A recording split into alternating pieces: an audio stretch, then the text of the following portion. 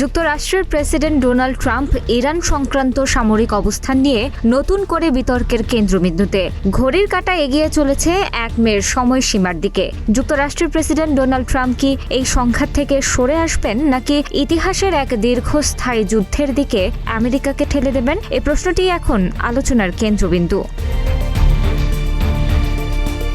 বোডুইন কলেজের ইতিহাসের অধ্যাপক সালার মাহেন্দেসি মনে করেন, এই পরিস্থিতি ট্রাম্পের জন্য রীতিমতো এক রাজনৈতিক দুঃস্বপ্ন। তিনি আল জাজিরাকে দেওয়া সাক্ষাৎকারে বলেন, ট্রাম্পের পুরো পরিচিতিটাই গড়ে উঠেছে জয়ী হিসেবে। তিনি জনগণকে প্রতিশ্রুতি দিয়েছিলেন কোনো যুদ্ধে জড়াবেন না এবং ইরানের কাছ থেকে আরও ভালো চুক্তি আদায় করবেন। কিন্তু এখন তিনি এমন এক অজনপ্রিয় যুদ্ধের মাঝখানে দাঁড়িয়ে আছেন যা তার দলকে মধ্যবর্তী নির্বাচনে বড় ধরনের বিপদে ফেলতে পারে।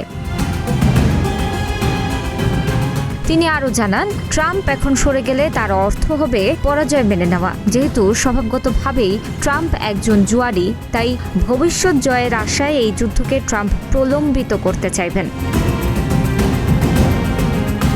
যুক্তরাষ্ট্রের সংবিধান এবং ওয়ার পাওয়ার্স রেজলিউশন অনুযায়ী প্রেসিডেন্টের সামরিক ক্ষমতা অসীম নয়। বর্তমান আইনের অধীনে কংগ্রেসের সরাসরি অনুমোদন ছাড়া প্রেসিডেন্ট সর্বোচ্চ 60 দিন পর্যন্ত কোনো সামরিক অভিযান চালিয়ে যেতে পারেন। রিপাবলিকানদের একটি বড় অংশ এখন পর্যন্ত ট্রাম্পের পক্ষে থাকলেও এই 60 দিনের সময়সীমা পার হওয়ার পর তারা অবস্থান পরিবর্তন করার ইঙ্গিত দিচ্ছেন।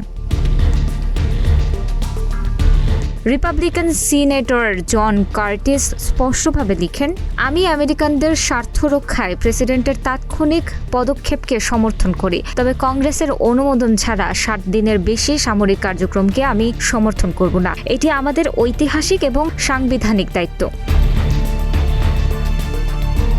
ডেস্ক রিপোর্ট, প্রতিদিনের বাংলাদেশ।